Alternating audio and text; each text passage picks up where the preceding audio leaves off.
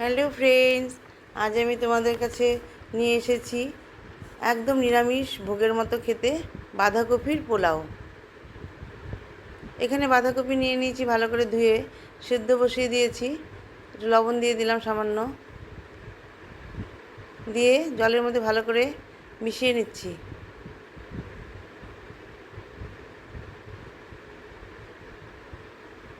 এখন একটু ঢেকে দিলাম। এটা ভালোভাবে সেদ্ধ হয়ে গেছে, এখন এটাকে ছেঁকে নেব। আর এখানে বেগুনগুলোকে আমি গোল গোল করে কেটে নিয়েছি, আলুগুলোকে গোল গোল করে কেটে নিয়েছি, আর ক্যাপসিকাম। আর এখানে মশলা নিয়েছি, দুটো শুকনো লঙ্কা, তেজপাতা, আদা, কাঁচা লঙ্কা ফেলে নিয়েছি, জিরে, আর এখানে এলাচ, দারচিনি আর লং। আর এখানে শুকনো লঙ্কার গুঁড়ো, জিরে গুঁড়ো, হলুদ গুঁড়ো, আর হচ্ছে কাজু বাদাম আর কিশমিশ। আর এখানে 1 কাপের মতো ভোগ চাল নিয়ে নিয়েছি।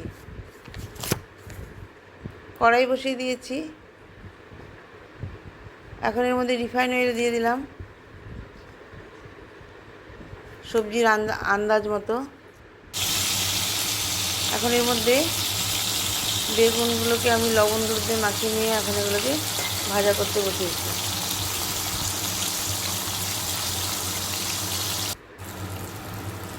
বেগুন আর আলুগুলো ভাজা হয়ে গেছে, একসাথেই বসিয়ে দিয়েছি কারণ কড়াইতে অনেকটা জায়গা।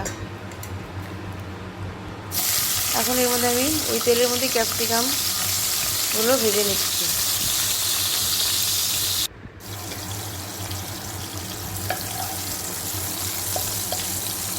বেশি ভাজবো না, হালকা করে ভেজে নেব।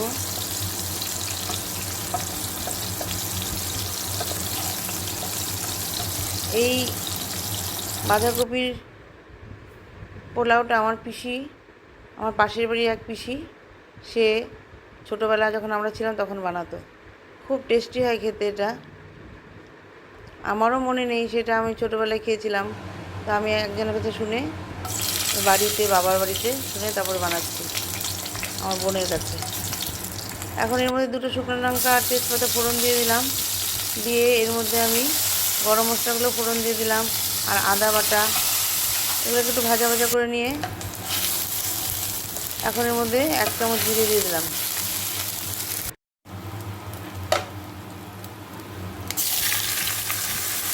মশলাটা ভাজা ভাজা হয়ে গেছে, এখন এর মধ্যে বাঁধাকপি সেদ্ধ করাগুলো দিয়ে দিলাম, দিয়ে মশলাগুলোর সঙ্গে ভালোভাবে মিশিয়ে নিচ্ছি। আর এখন ভোগ চালগুলো ধুয়ে নিয়ে ওগুলো এখনই দিয়ে দিলাম, মাত্র ধুয়ে নিয়েছি, নিয়ে এগুলো দিয়ে দিলাম, আগে ভিজাইনি। আর এর মধ্যে 4টে কাঁচা লঙ্কা, একটু লবণ আর সামান্য হলুদ দিয়ে এখন এটাকে ভালো করে মিশিয়ে নিচ্ছি।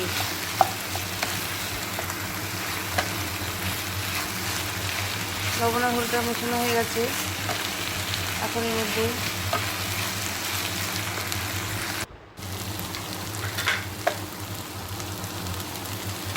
অল্প সামান্য লঙ্কার গুঁড়ো দিয়ে দিলাম,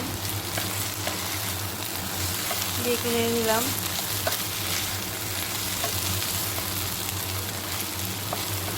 নেড়ে নিয়ে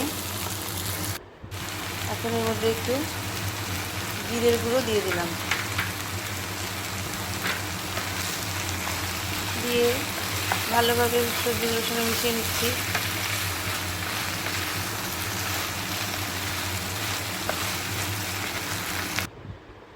এই ভোগ চাল দিয়ে রান্না করলে খুব সুন্দর গন্ধ বেরোয়।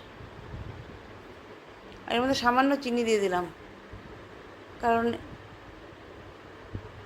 কিশমিশ দিব, সেই জন্য একটু কিশমিশটা বেশি মিষ্টি হয়ে যাবে, অল্প সামান্য চিনি দিয়ে দিলাম, দিয়ে ভালোভাবে নাড়িয়ে নিচ্ছি। এখন এর মধ্যে ক্যাপসিকামগুলো দিয়ে দিলাম, দিয়ে কাজু আর কিশমিশগুলো দিয়ে দিলাম, দিয়ে এখন ভালোভাবে সব বাঁধাকপিগুলোর সঙ্গে আর ভোগ চালগুলোর সঙ্গে মিশিয়ে দিচ্ছি।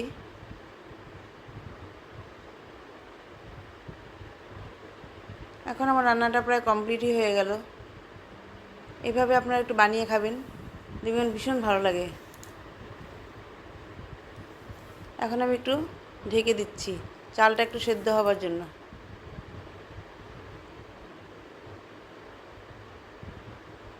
চালটা আমার সেদ্ধ হয়ে গেছে, আমার রান্নাটাও কমপ্লিট হয়ে গেল। আপনারা রান্না করে খাবেন, যদি ভালো লাগে তবে আমাকে লাইক ও কমেন্টস করবেন, আর আমাকে এগিয়ে নিয়ে যাওয়ার জন্য একটু সাবস্ক্রাইব করে দেবেন। এখন আমি বেগুন ও আলুগুলো দিয়ে সুন্দর করে সাজিয়ে দেব।